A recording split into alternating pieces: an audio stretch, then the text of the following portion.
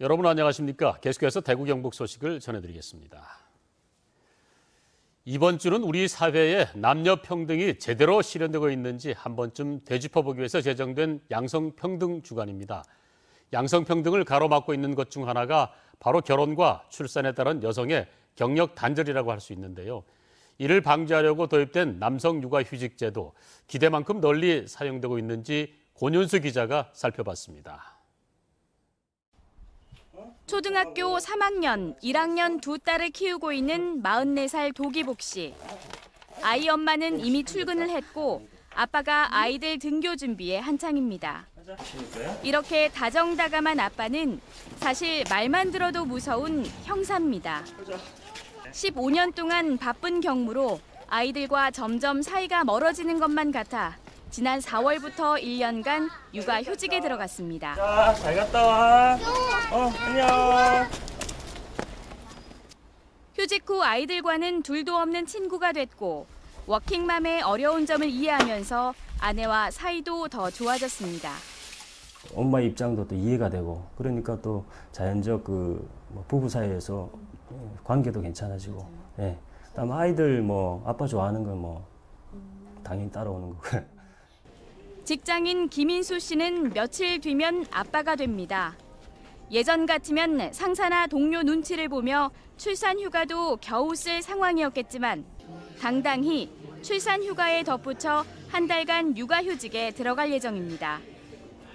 남성이 육아에 적극적으로 동참하도록 회사가 의무적으로 도입한 제도 덕분입니다.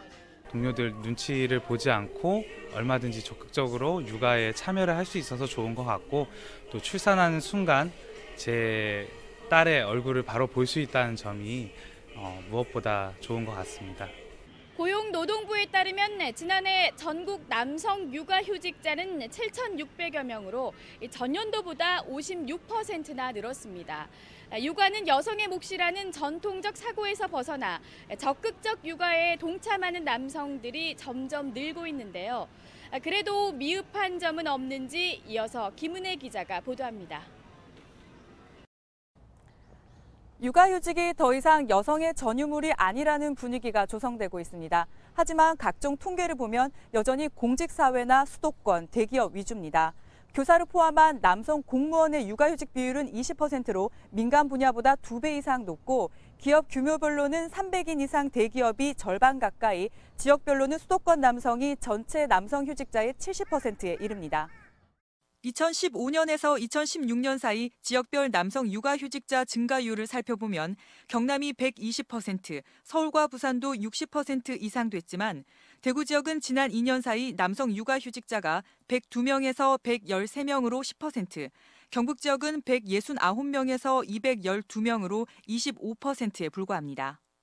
남성 육아휴직의 경우 제도만 놓고 보면 선진국과 견줄만 하지만 사용률이 저조한 건 가계 수익 감소와 보수적인 직장 문화 때문입니다.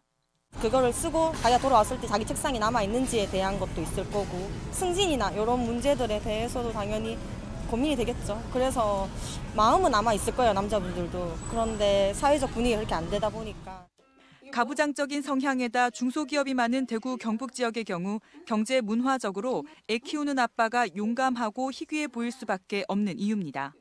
아직도 육아휴직을 사용하면 남들에게 피해를 줄 수도 있고 피해를 받을 수도 있다. 이런 인식이 굉장히 강해서 빨리 확장이 안 되고 있는 거죠. 이러한 내용에 대해서 토론하고 이야기하고 해결 방법을 찾는 공론화 과정이 일단 있어야 되겠다. 갈 길 먼 일가정 양립 문화, 육아휴직 급여 현실화 등 관련 제도 개선과 정책 지원은 물론 양성평등에 대한 공감대를 확산시킬 수 있는 사회적 분위기 전환이 뒷받침돼야 합니다. MBC 뉴스 김은혜입니다. 지난달 대구 경북 지역 소비자 물가가 지난해 같은 달보다 조금 오른 것으로 나타났습니다. 동북지방통계청이 발표한 자료에 따르면 지난달 대구 지역 소비자 물가는 지난해 같은 달보다 1.8% 올랐습니다. 가뭄 영향으로 과일과 채소 등 신선식품 물가가 9% 올랐습니다. 경북 지역 소비자 물가도 1.7% 올랐고 상승폭은 신선식품 물가가 8.9%로 가장 컸고 생활 물가 2.1%, 상품 1.9% 순으로 나타났습니다. 지역 택시업계의 요금 인상 요구에 대해서 대구시가 세부적인 검증에 나섰습니다. 대구 택시 운송조합은 기본요금 300원에서 500원 인상과 운행요금 인상을 내용으로 하는 요금 조정 건의서를 제출했고 대구시는 요금 인상을 포함해 화물적재 추가 요금과 공휴일 할증 요금 등 다양한 방안을 검토할 계획입니다. 대구 택시요금은 지난 2013년 조정 이후 4년째 동결됐는데 서울은 LPG 가격 하락 등으로 동결할 분위기고 부산은 9월쯤 3,400원 인상을 검토하고 있습니다.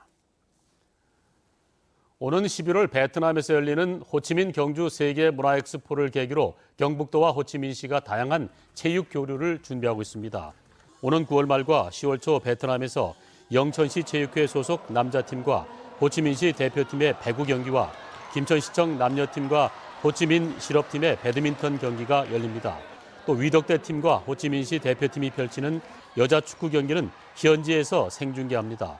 이 밖에 경북도와 호치민시는 양궁과 태권도, 사격 등 3개 종목의 전문 코치를 파견하는 등 체육 전반의 교류를 넓혀가기로 했습니다. 사단법인 한국예총 대구시 연합회는 오는 7일 대구문화예술회관에서 전국 무용제 대구 유치 방안을 논의하는 아트 포럼을 개최합니다. 포럼은 오는 2019년 전국 무용제를 대구에 유치하기 위해 대구 무용계의 현재를 점검해보고 역할과 방안 등을 모색하기 위한 주제 발표와 토론으로 진행됩니다. 올해로 26회째를 맞는 전국 무용제는 서울을 제외한 16개 시도에서 번갈아가며 개최되는데 대구에서는 지난 1995년 제4회 대회를 유치한 것이 마지막입니다. 오늘부터 대구 서문시장의 상품을 택배나 퀵 서비스로 받을 수 있습니다. 대구시는 6억 원을 들여 서문시장 주차 빌딩에 통합 배송센터와 배송관리 사무실을 설치하고 오늘부터 운영을 시작합니다.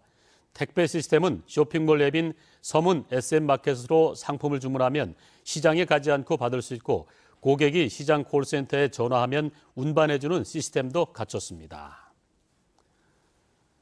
경북 지역 해수욕장 모래가 환경안전관리 기준에 적합한 것으로 나타났습니다. 경상북도 보건환경연구원이 동해안 25개 해수욕장의 모래를 대상으로 유해 중금속 안전성을 조사한 결과 모든 지점에서 카드뮴과 육각크롬은 검출되지 않았고 수은은 극미량, 납과 비소는 기준치의 각각 7%, 27%가량으로 나타났습니다. 이상으로 MBC 생활뉴스 모두 마칩니다. 함께해 주신 여러분 고맙습니다.